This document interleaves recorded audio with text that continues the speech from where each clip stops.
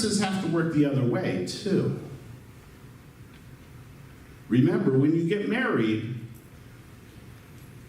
both sides make promises. Both sides are in it.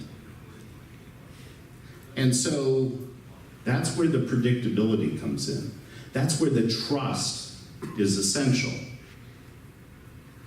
And that's why President Bush in 2003 spoke out, because he felt that trust was being tested.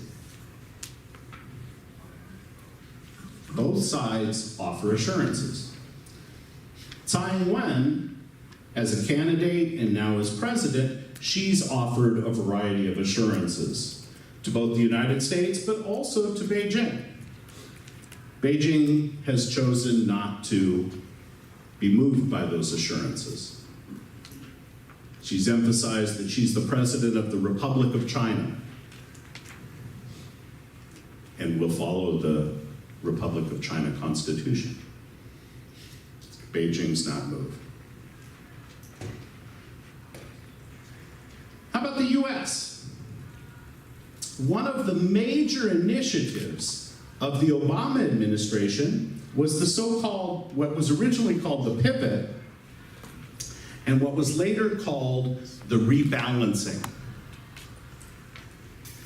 President Obama wanted to move away from our commitment to wars in the Middle East and in Central Asia, and to put the bulk of American economic, diplomatic, military resources towards Asia.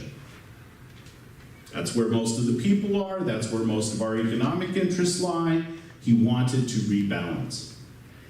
His Secretary of State at that time, of course, was Hillary Clinton. Sorry.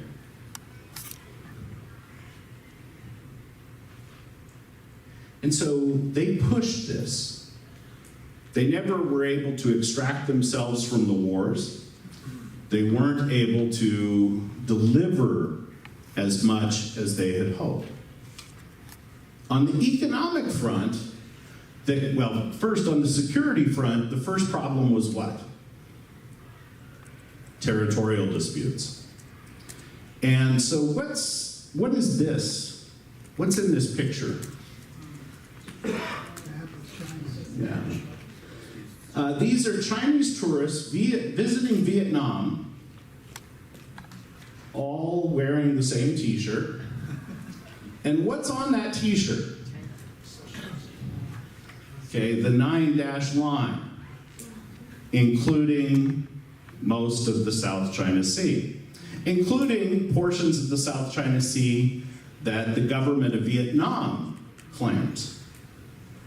That's a pretty bold move. And they had to take the t-shirts off before Vietnamese immigration let them enter the country. But if you have a map of China, if you print a map of China, you're supposed to print that map. If you don't print that map, it's against the law. I remember the day this happened, and suddenly on the evening news, they had included these microscopic points in the South China Sea. It's in the mainland Chinese passport, and you'll see it comes up again and again. Now, one of the issues that has been in the news lately is American ships, American naval vessels, transiting the Taiwan Strait. And this is not as noteworthy as some people think. In part because if you look at this chart that was just published in The Economist magazine, we see, in fact, fewer American ships have been going in the Taiwan Strait than under the Bush administration or the Obama administration. And so, in fact, the Trump administration on this has not been pushing the envelope. In fact, has been moving away from being as forceful as their predecessors. Now, the big American initiative on the rebalance economic initiative was to be the Trans-Pacific Partnership. And what does the sign say? TPP, made in America. Well, this was an American product that the American government didn't buy, right? Because although it was going to open many markets to American companies, specifically places like Vietnam and some others that were not as open as others, what happened? What happened? As not quite his first maneuver, but one of his very first actions, President Trump delivered on a promise. He said that he would withdraw from it, and he did. And he did. That was January 2017. Now, if you're following Donald Trump on Twitter, which of course his cabinet secretaries have to do to find out if they're still employed, you know that yesterday President Trump basically said he's not happy with the US-China trade relationship, that these negotiations are not going the way he expected. He said that he felt what? He felt betrayed. President Xi said in this tweet, according to President Trump, that China would block the export of this dangerous opioid, fentanyl, to the United States. But it's still going on. But the bigger issue was that he expected China to buy a bunch of agricultural products, keep American farmers fully employed.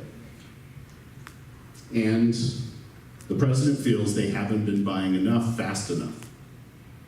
So, 1 month from the day he sent this tweet, he says, we're going to put small additional tariff of 10%. Remember, he had originally threatened 25%, so 10% is less than 25. But on all other products, even iPhones, from China. So the relationship is a complicated one. Now, of course, TPP didn't include China. And in fact, it was the Obama administration's effort to take leadership in Asia, to set standards for labor and for environmental concerns.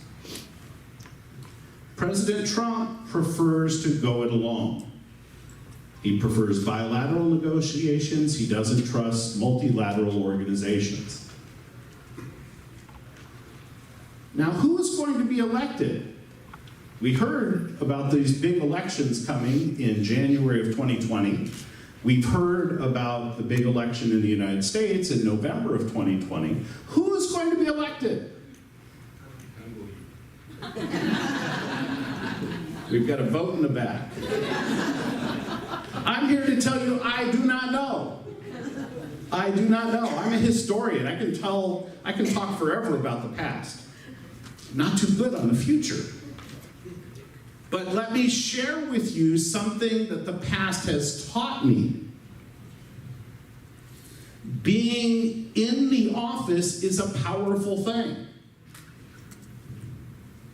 Incumbents mostly win.